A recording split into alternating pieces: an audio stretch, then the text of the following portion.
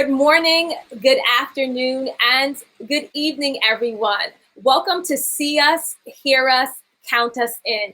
This is an event co-organized by the Office of the High Commission for Human Rights, United Nations Department of Global Communications, and the United Nations Population Fund. My name is Melissa Noel, and I'm an award-winning multimedia journalist and New York native, proud first-generation Caribbean American born to Guyanese parents.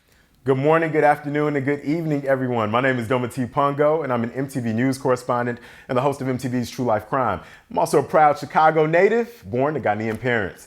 In 2014, the United Nations established 2015 to 2024 as the International Decade for People of African Descent, under the theme Recognition, Justice, and Development. Today's event forms part of the activities to mark the midterm of the decade. In fact, 2021 is an important year for racial equality and justice. On August 31st, we commemorate for the first time the International Day for People of African Descent. And in September, we'll celebrate the 20th anniversary of the Durban Plan of Action. Both are important milestones in the fight against racism. And just 2 days ago, we celebrated Mandela Day. Nelson Mandela is, of course, an iconic figure in the fight against racism and for equality. Indeed, Dometi, for today's celebration of the midterm review of the decade, we hope that the speakers, presentations, young people's voices, and the performances help us to not only reflect on the progress and challenges of the decade, but also help to mobilize us to take intentional action that will ensure human rights and equality for all people of African descent. So let's get things started. To kick it off, we'll hear brief opening remarks from the UN officials. The United Nations High Commissioner for Human Rights, Michelle Bachelet. Executive Director of UNFPA, Dr. Natalia Kanem. Permanent Observer of the African Union, Her Excellency, Ambassador Fatima Kyari Mohammed.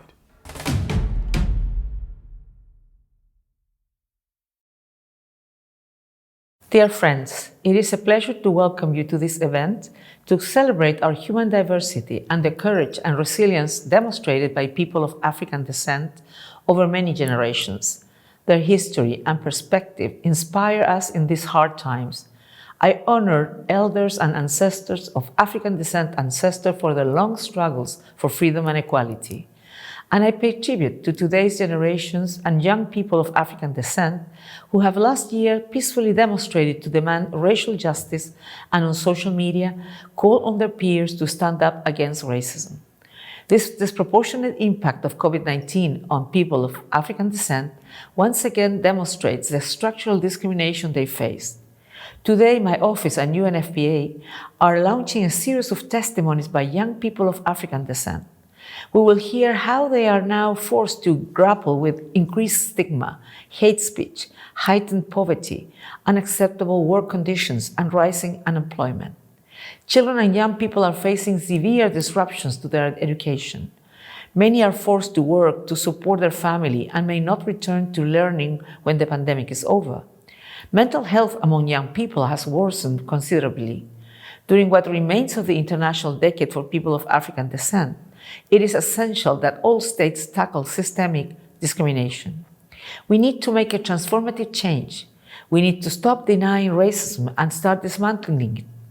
We need to end impunity, confront past legacies, and deliver redress. We need to listen to the voices of people of African descent and be worthy of their trust. This means profound change. It means ensuring that young people of African descent do not fall into poverty and that they have access to good quality education, including higher education. Labor markets need to promote the recruitment of young people of African descent. We urgently need to dismantle systemic discrimination in the administration of justice, put an end to racial profiling and unnecessary use of force, and ensure accountability. We need to promote the empowerment and the participation of young people in all matters that affect them. This is how we can build societies that are more resilient to shocks and more fair for all who live in them. This is how we can fulfill the promise of the 2030 Agenda. Ending this injustice is a legal and moral obligation.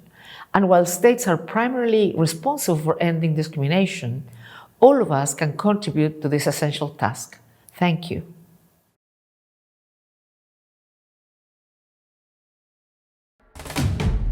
Excellencies, dear colleagues, dear friends, bienvenidos, bienvenidas. In marking the midterm of the International Decade for People of African Descent, we recognize its framework to ensure that everyone may hear us, see us, and count us in. The implementation of the decade encourages us to take intentional measures to end racism, marginalization, and the systemic discrimination of people of African descent once and for all in the spirit of recognition, justice, and development. That's a spirit that is unwavering. Across the globe, we've seen collective investments in programs, policies, and legislation that aim to advance the rights of people of African descent. And on August 31st this year, the world will celebrate the first ever International Day of People of African Descent. While much progress has been made, much still needs to be done. It will take accelerated collective action to uproot racism and ensure that people of African descent everywhere are availed of opportunities to thrive. Indeed, the Sustainable Development Goals call upon governments, civil society, the private sector, and all of us to join hands to leave no one behind and to reach the furthest behind first. As part of that commitment, UNFPA has developed an institutional initiative that supports implementation of the International Decade for People of African Descent. That will include the launch of our first Young People of African Descent Junior Professional Officer Program, a collaboration with philanthropy under the aegis of the United Nations. This new program promises to strengthen UNFPA's technical capacity to deliver on the aims of the decade. Heeding the call to hear us, see us, and count us in, UNFPA is also working closely with government statisticians to ensure that people of African descent will be visible in census data. Together with our partners, UNFPA proudly continues to amplify the decade's unique development agenda as we celebrate the manifold cultural and socioeconomic contributions of people of African descent worldwide, and to put the needs and aspirations of women and girls of African descent at the center of our efforts. Dear colleagues, dear friends, the historic course for recognition, justice, and development for people of African descent is underway. It is irreversible. A year after the death of Mr. George Floyd galvanized concerted action against racism around the world. And following Mandela Day on July 18th, it is timely to declare that each and every one of us can and must bring to fruition the quest for a future of equality, dignity, opportunity, and prosperity for all people. As President Nelson Mandela famously said, "I have cherished the ideal of a democratic and free society in which all persons live together in harmony and with equal opportunities." So may it be for all people of African descent. UNFPA is ready and committed to work with you to make it happen. A luta continua. Gracias. Thank you.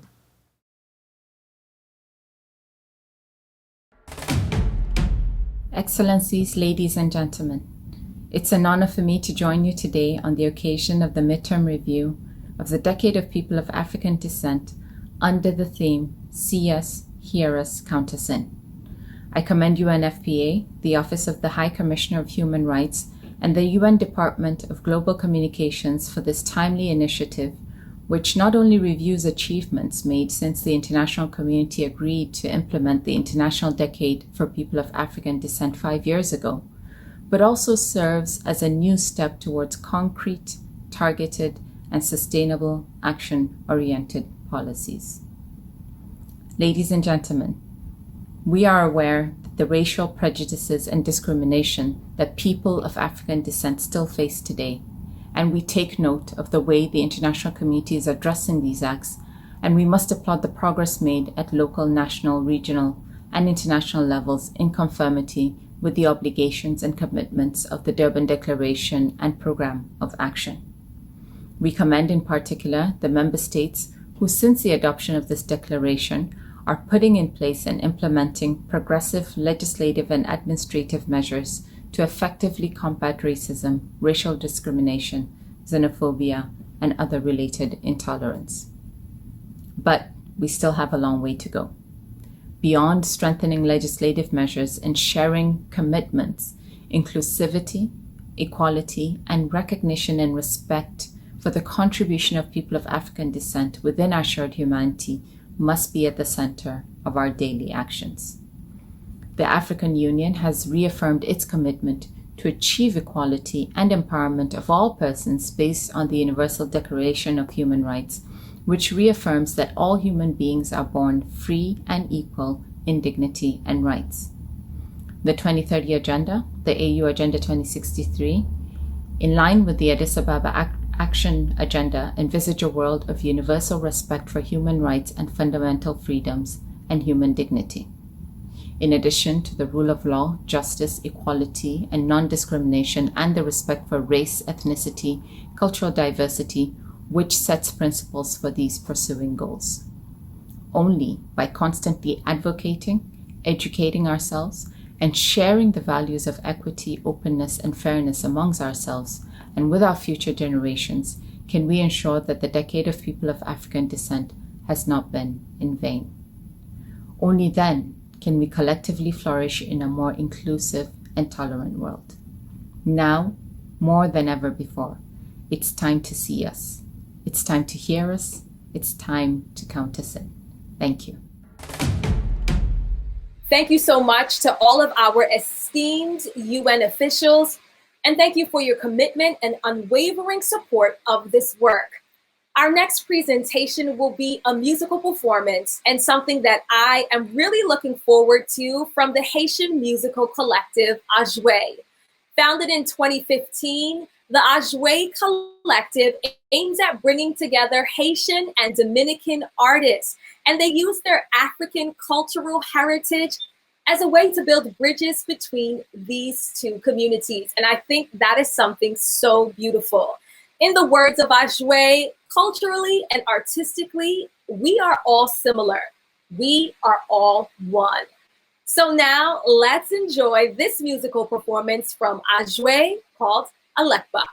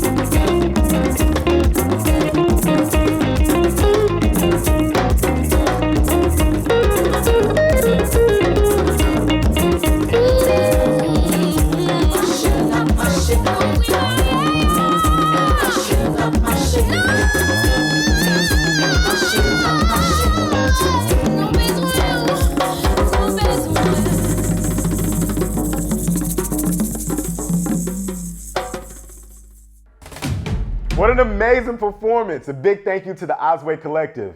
Young people of African descent around the world are pivotal for the change that we want to see. So they were invited to add their voices to this conversation. Throughout this event, under the theme, See Us, Hear Us, Count Us In, they'll speak from the heart as they share their lived experiences with us. Some might tell us their feelings and emotions, and others may share their goals or contributions toward achieving a more equal and just world. Please join me in witnessing their testimonials. When people ask me where I'm from, I tell them, I am from red dirt and green hills, endless mango trees whose small sun of a fruit is always within arm's reach. Smells so sweet your stomach speaks small roars of impatience as you sip your cup of chai waiting for the meat to finish cooking.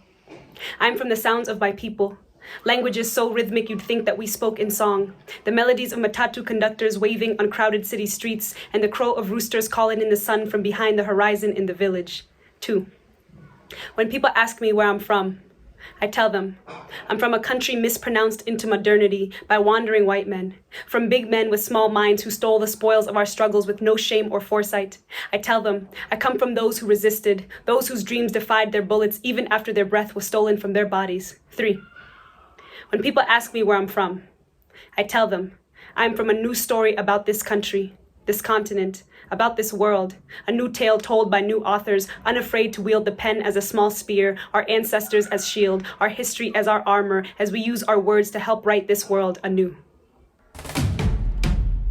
Voices of Youth, as we have marked another year of the International Decade for People of African Descent in our country Honduras and across the world, our community has advanced progressively against global impacts, human rights, economic development, gender empowerment, which leads the current and future generations to assume offices as presidents of countries, General Secretary of the United Nations, General Director of the World Bank. Because remember, our capabilities are not measured by the color of our skin, it's measured by the capacity that we have. As we face the new pandemic of COVID-19, let's unite, let's overcome this obstacle that has affected the entire country. Let's leave no one behind.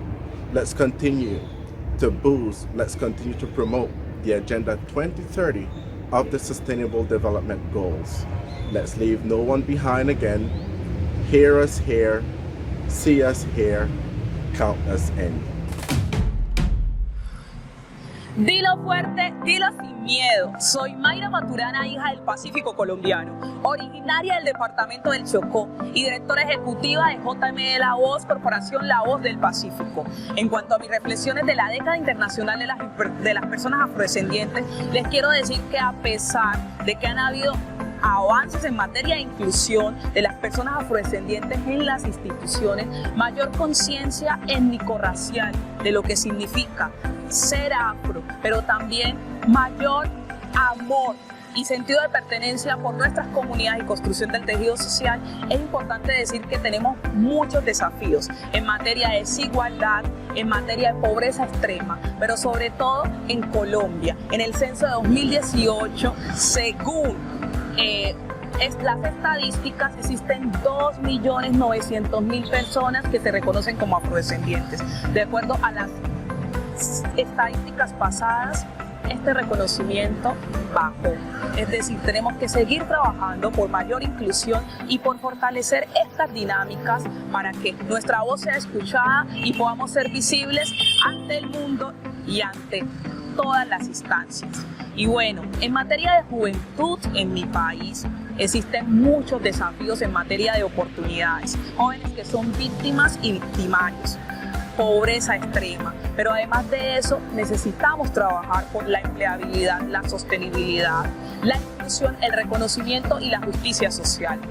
Yo hago parte de una organización que se llama JMD La Voz, como lo dije anteriormente, y en esta organización nosotros trabajamos por mejorar la condición de vida de nuestra comunidad, pero además apuntarle a una comunicación étnica cultural, donde formamos a niños, niñas y adolescentes en todos estos temas. Además, fortalecemos habilidades comunicativas de los jóvenes y seguimos creyendo en que es importante apostarle al cambio y seguir cumpliendo con estas agendas que ayudan un poco a reducir la desigualdad, pero que sobre todo nos muestran que debemos de seguir haciendo lo posible y debemos de seguir trabajando por la justicia social en nuestros territorios.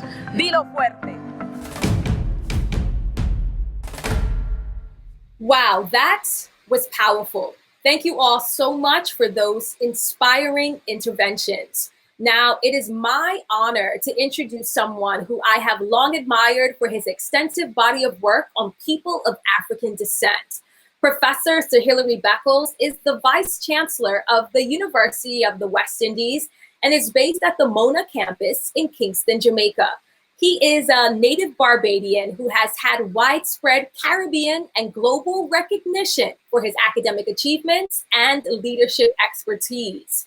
In 2015, it was Professor Beckles who was invited by the President of the UN General Assembly to deliver the feature address during the sitting which marked the start of the decade for people of African descent. So it is truly fitting that now that we are at the midway point of the decade for people of African descent, that we hear his observations and what he looks for the rest of the decade. So we welcome Professor Sir Hilary Beckles. Thank you so much. It's a tremendous honor and pleasure to participate once again in this very important process. The honor is mine. Great. So we're going to get right into this conversation. We're so grateful to have you with us. So, Professor, for context, remind us why it was so important that we had a specific decade dedicated to advancing the rights of people of African descent. Well, I think we entered the 21st century with tremendous optimism and hope for the future. We were looking deep into this century. We are at the beginning, and we imagine that this is going to be the century that will bring a certain form of sustainable justice to humanity on the whole.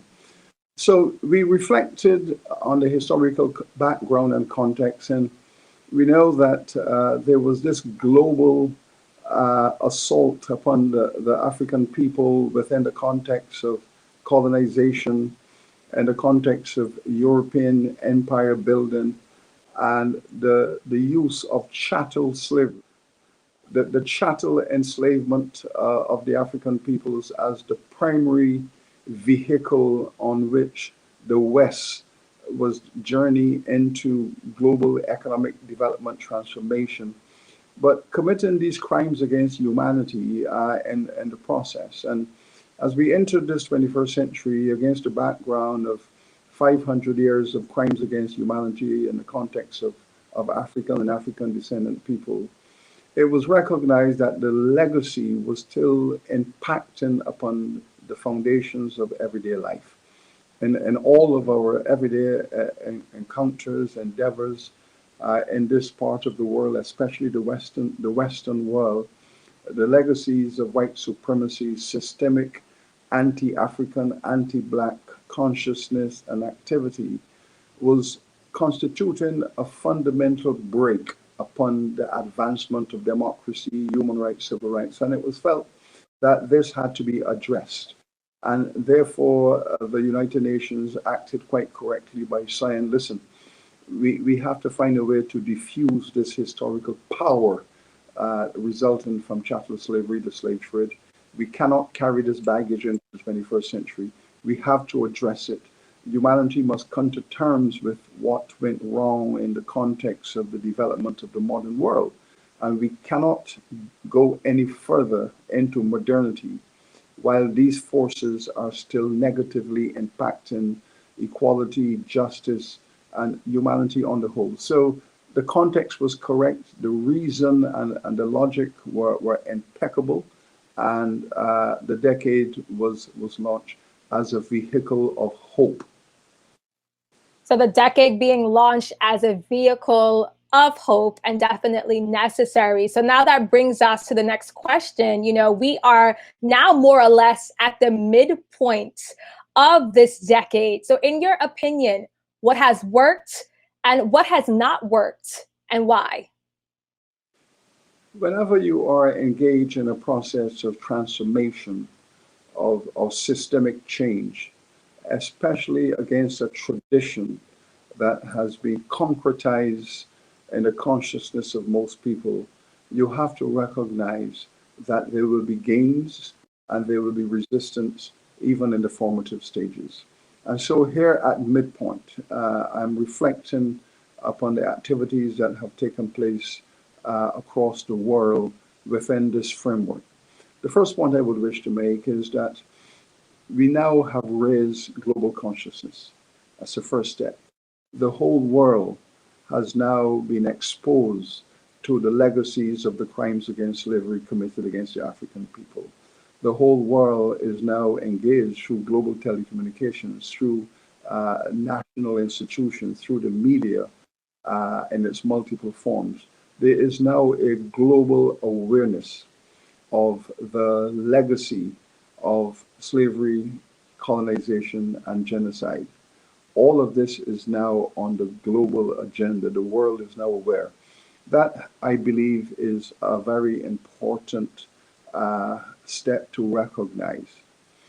However, there has been systemic resistance to the objectives of the decade in many parts of the world, especially in the Western world. So while on the one hand, one can see evidence that the knowledge and the awareness is bringing some results, there is still at the level of governmental leadership in the Western world a formidable sense of resistance. If you take, for example, the United States, if you take, for example, most of the Western European countries that we are looking at, you can see that civil society, students, universities, NGOs, trade unions, religious organizations, that in the civil society space, for example, they have been calling for the decolonization of the physical space. So we have had the conversations around monuments. We have had a conversation around the naming of physical spaces and the public celebration of people who committed these crimes and those who have been the beneficiaries of these crimes. So there has been in the Western world an attempt to reverse the process of celebrating people who really ought to be considered as public criminals. Some of them have been mass murderers, but we've seen monuments being taken down. We've seen the demand for the renaming of some public place. But in those very societies where this activity is taking place, the governments themselves have been resisting the efforts at what we call reparatory justice, in the sense that there remains resistance to it. Governments have found themselves on the other side of their own citizens. So yes, that objective has been very clear, that civil society has moved ahead and the governments themselves are lagging behind. But we know that the power to make fundamental change is really a relationship between citizens and governments. And what I can report, I think that generally speaking, at this moment, civil society in the Western world has moved ahead of governments. Governments are in fact constituting the drag, the brake upon progress.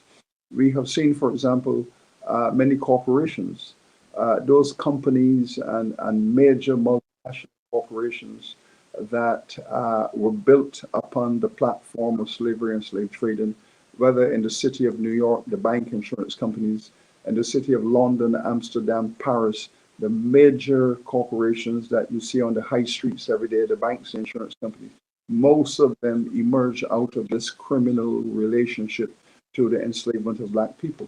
Some of these companies are still resisting. In fact, I would say most are still resisting. Some of them are saying, yes, we accept culpability, we recognize our history, and we are prepared to engage in a process of restitution. But even then, the concept of restitution is so minimalist, is such a public relation exercise, It lacks substance and concreteness and therefore cannot be considered as fundamental. Universities, for example, have done the same. Universities in America and in Europe have recognized that they have benefited from endowments, from grants, from subventions from slave owners, slave traders. The universities themselves were owners of enslaved people. The universities themselves participated intellectually, pedagogically, and philosophically in sustaining the crime against humanity. Those universities that have done research on their own history, many of them have adopted a low-level minimalist approach. Oh, we will offer a few scholarships here to Black people. We will recognize the need to make changes to the curriculum in our institutions. But many of these responses have been of a minimalist nature. They have not been systemic. They have not been structural. And therefore, there's doubt as to whether they will have any impact on the decade to come and the years that follow. So while the African peoples in the Americas and in the Western world have ramped up their call for equality, for justice, the Black Lives Matters movement has erupted out of Black consciousness, demanding justice, equality for the 21st century, and being activists in the context of the decade. We still have a resistance to the Black Lives Matters movement. So fundamentally, I would say some progress has been made in terms of public awareness. Significant progress has been made within the Black community to assert their right for justice, equality, but there is still fundamental resistance from those who have been the main beneficiaries of these historical crimes. So I would say on the whole, if we look at the world, we've had very little action in Asia. In Africa itself, we have not had in Africa the kind of engagement we have had in the Americas. We have not had in Africa the kind of activity we have had in Europe. There is still a lot of work to be done in Africa itself. Many of the political leaders have spoken passionately about the matter, but in terms of structural change and transformation, we would like to see across Africa a greater sense of Pan-African, greater sense of African unity standing up in this conversation, not only in the United Nations, but in all the international fora, the World Bank, the IMF. We would like to see more presence from the African voice in this global conversation going forward. Thank you so much for that, Professor Beckles. So you gave us so much to think about. So as we move forward in this decade, so we want to know in 60 seconds, if you could tell us, what is your vision for the rest of the decade for people of African descent? There are a number of projects that we are working on, which are very important. One of those projects is a global summit for the African peoples to speak about the rest of this decade, to speak about systemic change, reparatory justice, institutional equality. So the various parts of the Pan-African world, we are calling upon the African Union to host a major summit of African people and the diaspora, wherever they are in America, in Europe, across the world, the Caribbean. Let us have a global summit in Africa to speak about this 21st century, policies that are required, strategies that are necessary. So the mobilization of all the African people for justice in the name of humanity. We don't insist upon any other reproductions other than freedom and justice. This is necessary, this is important, and we will call upon the world to recognize the agenda of such a summit in the interests of 21st century humanity. Sir Hilary Beckles, Vice Chancellor of the University of the West Indies, we thank you so much for your insight and for your time. Thank you. It's been quite an honor. Thank you. Thank you, Professor Beckles, for your insightful responses. As someone who's been involved with this process from the very beginning, your interventions are invaluable. You continue to be a leading and influential voice for people of African descent, and we can't thank you enough for your contributions. As you know, people of African descent are scattered all across the globe. We'll now learn about the people of African descent in Palenque, Colombia, as we watch a short documentary titled Little Africa, followed by more youth testimonials. Hablar de Palenque es hacer referencia al lugar formado, construido por negros que huyeron de la esclavización. Palenque es considerado rincón de África en Colombia. ¿Por qué? Porque ha conservado, ha mantenido herencia de ancestros africanos. El Palenque hoy es un África, América, puntualmente en Colombia.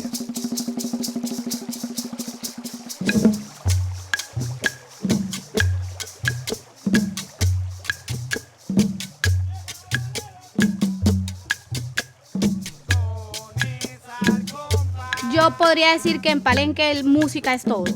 La música en San Basilio de Palenque tiene una injerencia muy fuerte, no solo en lo festivo, sino en lo ritual, en la cotidianidad, en la cadencia, al caminar. Entonces yo creo que en San Basilio de Palenque todo es música. Y precisamente esa herencia viene de África. Digamos que la música para nosotros es la columna vertebral de la cultura que hoy mantienen viva los palenqueros y las palenqueras. Hubo un momento en la historia de Palenque en que la gente le daba vergüenza decir que era de Palenque, porque ser palenquero, hablar la lengua palenquera, era sinónimo de vergüenza, de que te discriminaran, de que se burlaran de ti. Incluso en Cartagena, ser negro ya era malo, pero ser palenquero era muchísimo peor. Entonces, una forma de ofender a un negro en Cartagena era decirle palenquerito. Ese sentido de pertenencia, ese arraigo realmente se ha ido construyendo, se ha ido fortaleciendo. Algo importante que deben tener en cuenta las nuevas generaciones es, primero, conocer, entender lo propio para conocer y respetar lo de los demás. En la medida en que nosotros podamos convivir en espacios, incluso unidos, aceptando las diferencias, podríamos convivir y estar en paz. Es sumamente importante que empiece a haber equidad étnica. Yo ni siquiera hablo de equidad racial, equidad étnica, sobre todo por las nuevas generaciones. La injusticia racial se evidencia más que en los actos de racismo, de microrracismo que vimos diariamente, se evidencia en la falta de oportunidades. Falta de oportunidades laborales, falta de oportunidades de acceso a estudio de calidad para nuestros niños, para nuestros jóvenes, abandono estatal. Entonces, en la medida en que sigue existiendo la injusticia racial, en que se siga pensando que una raza es superior a otra, vamos a seguir teniendo esa desigualdad que en última afecta y va a seguir afectando a nuestros niños y a nuestros jóvenes, que son los que vienen detrás. Entonces es sumamente importante precisamente para eliminar las brechas de desigualdad que afectan sobre todo a nuestra gente.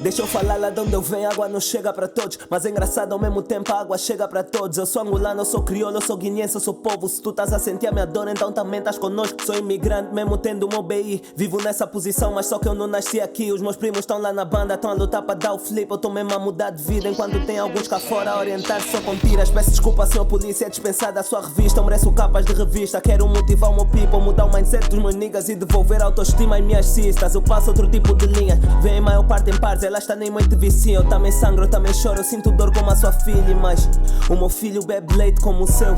Se eu morrer aqui, o meu filho perde como o seu.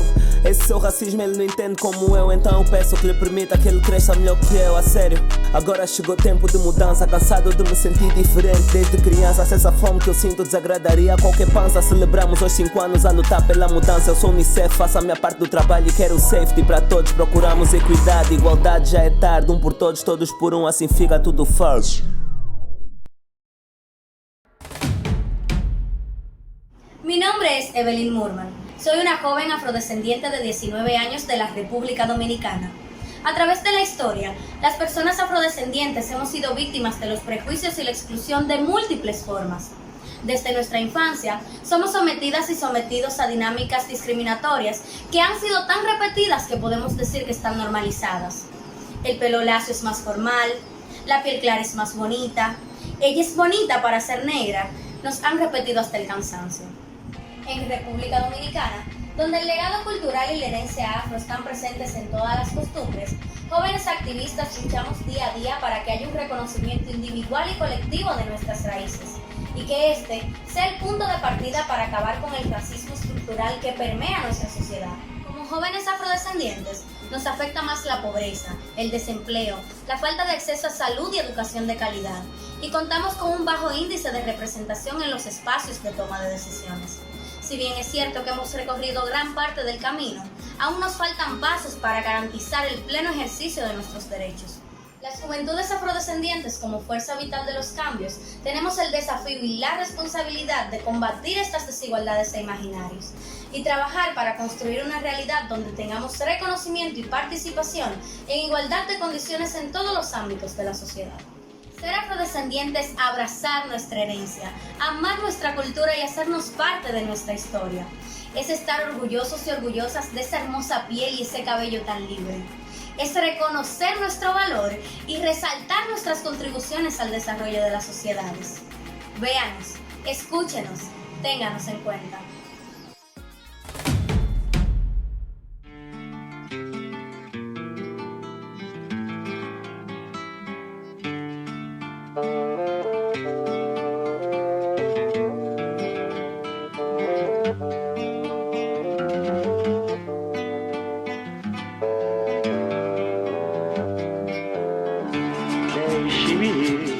Preciso andar, vou por aí a procurar, sorrir pra não chorar. Deixe-me, preciso andar, vou por aí a procurar, sorrir pra não chorar. Quero assistir ao sol nascer, ver as águas dos rios correr, ouvir os pássaros cantar. Eu quero nascer, quero viver. Deixe-me, preciso andar, vou por aí a procurar, rir pra não chorar. Deixe-me, preciso andar, vou por aí a procurar, rir pra não chorar. Deixe-me, preciso andar, vou por aí a procurar, sorrir pra não chorar, sorrir pra não chorar, rir pra não chorar, rir pra não chorar.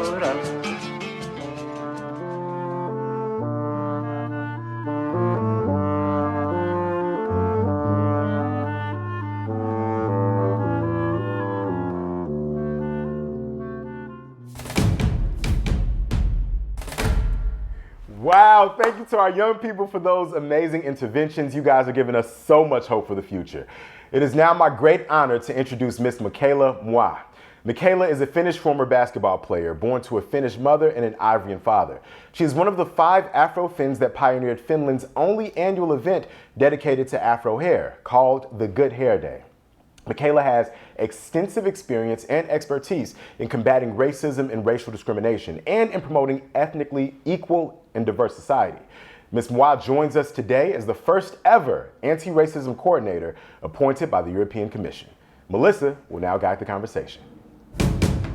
Thank you so much, Dometi, and welcome, Ms. Moua. We are so happy to have you with us today, and we want to congratulate you on your recent appointment, such an important job that you have. So we wish you the best of luck on that. Thank you so much. Thank you, first of all, for having me, and thank you so much for the well wishes. I'm extremely excited, of course, about my new appointment, and I think it's a sign that the EU is really has anti-racism high on the political agenda. So I'm ready for it. It's not going to be it's going to be challenging, but I think it's going to be also it's an extremely important opportunity that we have ahead of us. So thank you so much. Oh, you're welcome. Definitely. So I want to get right into this conversation. You know, you are the first anti-racism coordinator. So I want to ask you to walk us through the events that led to the decision of creating this important role at the EU Commission. I think just the political leadership that we have right now in place under President von der Leyen is really committed to equality and equity in general. We have, under her leadership, we have quite a few policies that are really trying to build a union of equality. We have, of course, the anti-racism action plan, but in addition to that, we also have a new EU Roma strategic framework for equality, inclusion, and participation. We also have the LGBTIQ strategy. We're working hard on equality between men and women, on issues such as gender pay gap, etc. So the current leadership is truly committed to building a union of equality. But in addition to that, of course, the events of last year and the murder of George Floyd really put anti-racism on the table, in a sense that we, the Commission, knew that we have to do something comprehensive. We have to put in place a comprehensive policy action to really, on a horizontal level, to look at anti-racism in all our policies and all our member states, on the local level, on the NGO level, etc. So it is the events of last year of Black Lives Matter really becoming a global human rights movement that also sparked this action plan against racism for the EU. Well, thank you so much for that. And we've seen just how many changes have come about since 2020 with all that has taken place. So I'd like for you to tell us a little bit about what your role as anti-racism coordinator will entail, the things that you're looking toward, but what will this role entail? Yeah, so really it was actually one of the deliverables of the action plan was to appoint the anti-racism coordinator.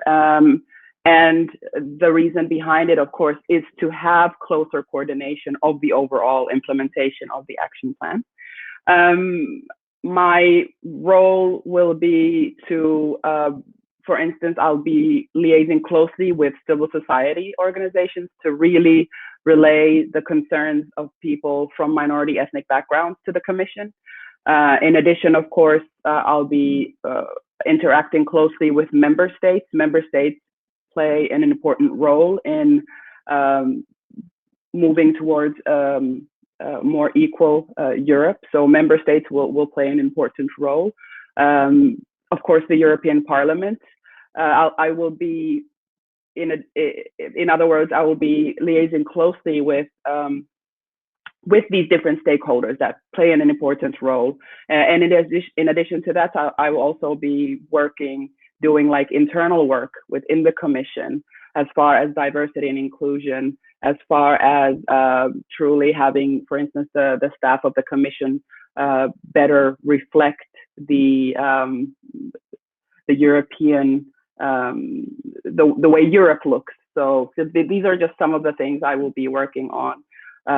There are different policy areas. There are, for instance, legislative projects where we're trying to ensure that EU legislation is correctly transposed into national legislation in regards to protecting people that experience racism. There are also different policy areas as far as member states. With member states, we are encouraging all member states to have a national action plan by the end of 2022. We are working on creating guidelines for the collection of equality data, disaggregated by racial and ethnic origin. So there's really, it's truly a very ambitious action plan where we are trying to, on a very horizontal level, really move towards a union of equality. Thank you for that, and definitely a lot of work cut out for you, but some definitely ambitious plan and an important one moving forward. So we talked a little bit about what your role is going to look like, and I want to talk a little bit about young people. We know that young people have definitely been a catalyst for a change in different spheres of society. So I want to know from you, what role do you think young people of African descent, particularly those in Europe, can play in the racial justice movement? We've heard from so many young people around the world. What can these young people do in terms of racial justice? That's such a good and important question, and I think that's also why young people, youth, are explicitly mentioned in the action plan.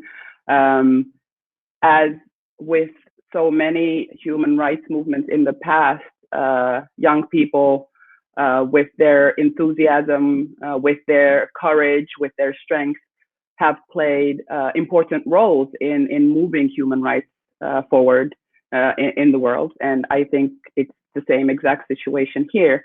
I think young people are really hungry for opportunities to talk about these issues of injustice. They are hungry to really create the type of world that they want to live in. And there's this refusal to just accept the status quo. And that's where the strength really lies with the youth, in my opinion. And this was so obvious last year with all the with the global movement, the Black Lives Matter movement, and the people really mobilizing to not accept things as they are, which has sparked immense change. And another important, you asked about specifically Europe. I think when we think about the typical representation of the typical idea of what Europeans, for instance, look like, we don't necessarily think of Black and brown Europeans, but Black and brown Europeans have always been here. And I think just in broadening the representation about who is European also is what the youth are really strongly pushing towards, showing that your European identity is not only related to your skin color, which of course then plays an important role in breaking, for instance, negative stereotypes, etc. So I think absolutely youth play a very important role in the fight towards a more just Europe, a more anti-racist Europe. And as you said, not accepting the status quo, not just accepting things as they are, really pushing for the change that they want to see. We've seen young people all over the world really pushing for that. So I thank you for those points. And now, we're at the midway point of the decade for people of African descent. As we reflect over these last 6 years of the decade, how do you feel about the progress towards racial equality in Europe?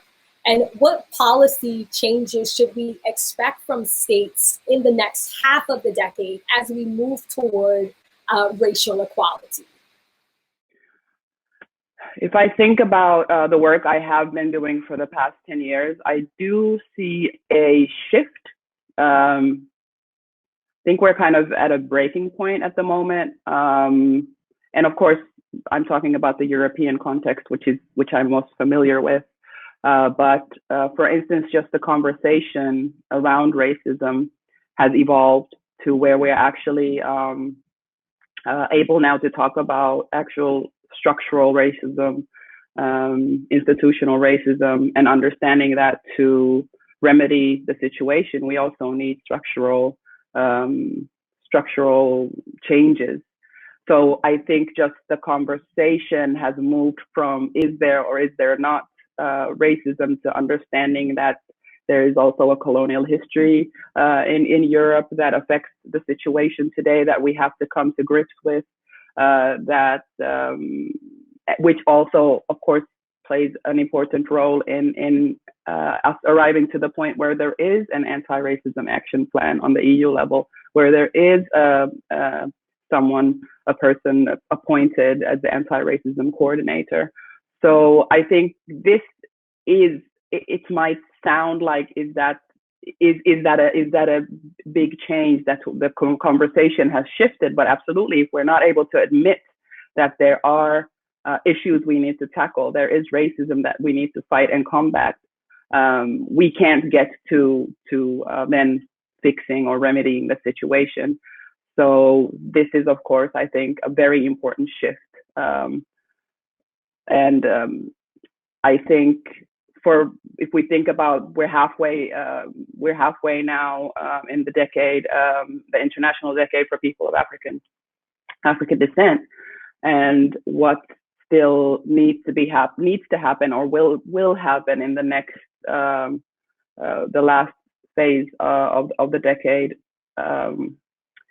at least on the EU level, I think, which will start changing things also on the member state level specifically, is once we get member states to also adopt their national action plans, and the Commission can support member states on really implementing the action plans on the member state level, on the local level, involving different stakeholders from civil society to activists. I think this will start shifting the culture around equality and anti-racism to where it actually reaches people's lives. And in addition to that, of course, I think legislation plays an important role. And for instance, at the moment, we are working on a legislation that would create standards for equality bodies to make sure that all member states have certain standards that ensure that people who experience racism and discrimination are able to reach their rights, their legal rights. So these are changes that really will create a structural change, which I was talking about earlier, meaning that in order to truly create structural change, we also need, for structural problems, we need structural solutions. So I think these are just some of the things that I want to mention here. I mean, I could talk about this for hours, but I don't think we have that time. But it definitely just shows just how many layers there are to this, and how much work there is to do. So as we wrap up here, I want to know, how do you think that the decade's objectives will help inform the work that you are doing? Yeah, that's a really good question. And I think when you think about the objectives of the decade, from recognition to justice and development, they actually mirror quite well what we are aiming to do with the anti-racism plan. I think I already mentioned a few of the topics we're working on. I think, for instance, one of the main subjects that the decade is advocating for is equality data collection desegregated by race, racial and ethnic origin. And this is something, as I mentioned, that we are now creating guidelines for, so that member states can start doing that to better collect data, so we can better understand the situation on the ground, and then we can create more exact policy. Another, as far as access to justice,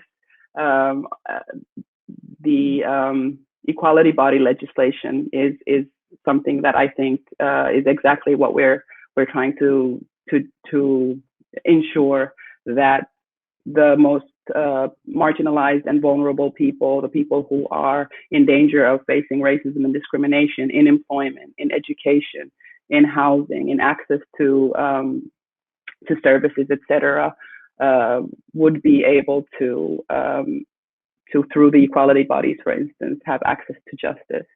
And then, of course, on a horizontal level, we are looking at different ways to ensure that marginalized people have equal access to education, to employment, to health and housing. So I do think actually the objectives of the decade quite well mirror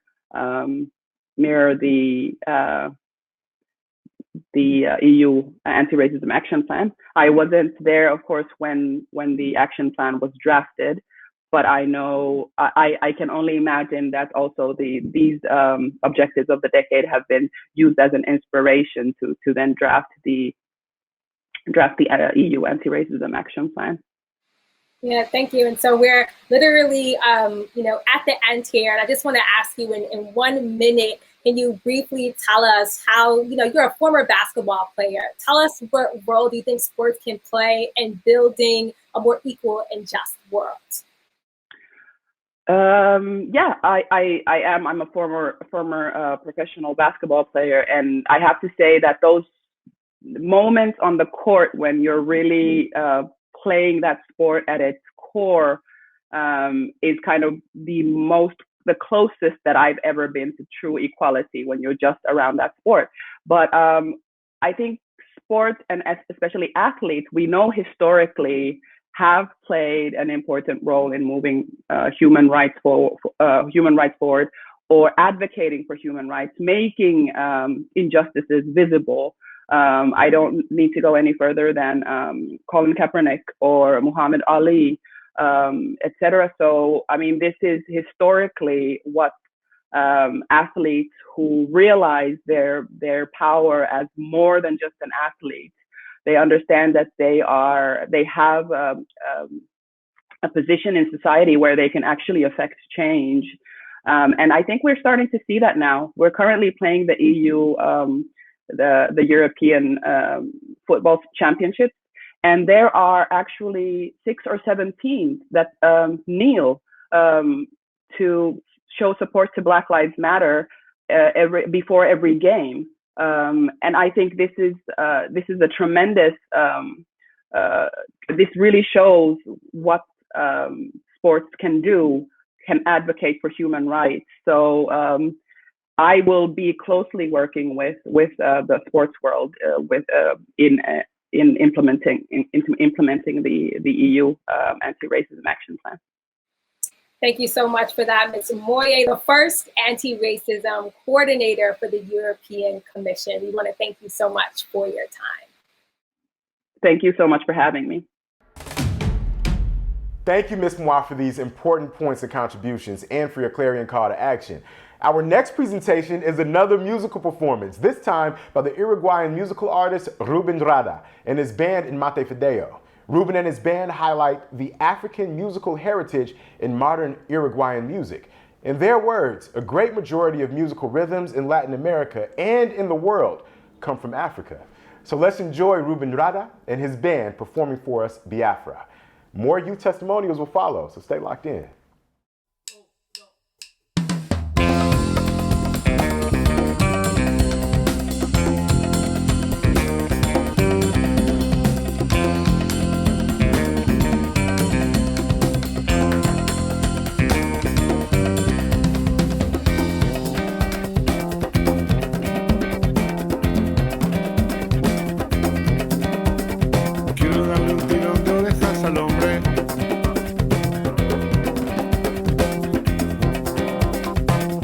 La política y no responde.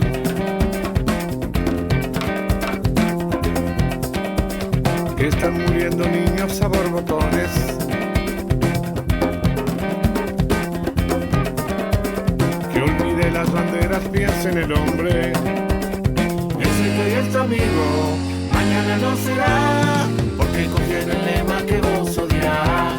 Mientras que Biafra estaba muerta.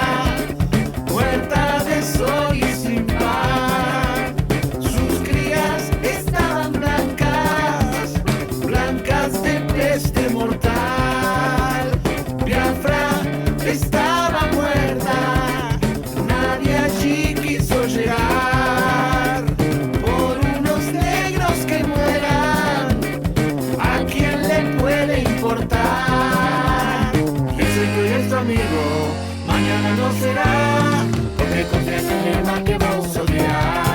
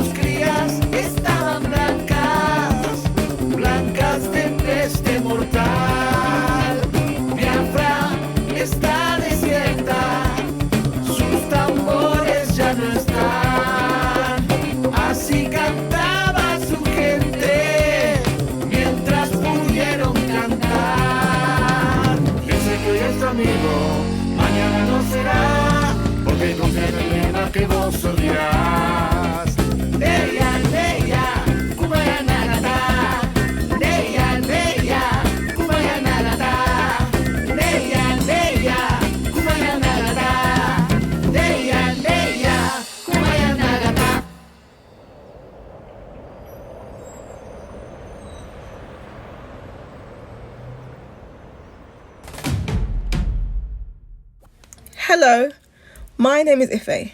I'm a community organiser, a lawyer, and the UN Fellow for the International Decade for People of African Descent. I'm here to talk to you today a bit about the work I do supporting the Black community in the UK. I've set up BLAM UK, a community-based not-for-profit that supports the Black community in the United Kingdom.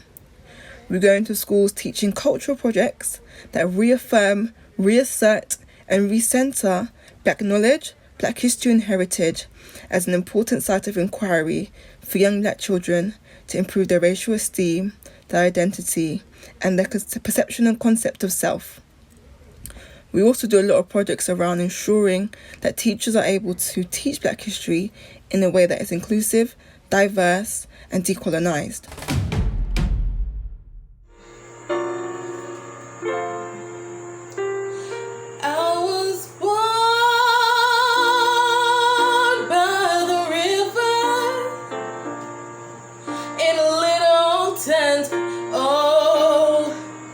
Just like that river, I've been running ever since. It's been a long time coming, but I know a change's gonna come. Oh, yes it will. In Guyana, significant strides have been made to educate our youth of African descent during this International Decade for People of African Descent on their human rights and on African Guyanese history, which is extremely critical since it's important for youth to understand and to know whence they came. However, while these strides are currently being made by many agencies locally, we still face the challenges within society of interacting with law enforcement, stereotypes, as well as biases within our educational system. Every day we have advocates that try to fight against this during this decade. However, we also need allies. We need friends who can understand the struggles of persons of African descent and that Black lives matter. In my period as a youth engagement officer, a lot of my work has been geared towards having open forums and conferences where youth from all walks of life in Guyana can come from both rural and urban communities to access the same information, to be educated, and to even have opportunities to meet with ministers of government to explain their plight in their different countries and potentially gain access to resources and opportunities for themselves as well as their communities. I do believe that if we were to pull our efforts together, that indeed a change will come. I believe the change is imminent, and I cannot wait to see recognition, justice, and development achieved for our people of African descent. It might be an unpopular opinion, but I'm optimistic.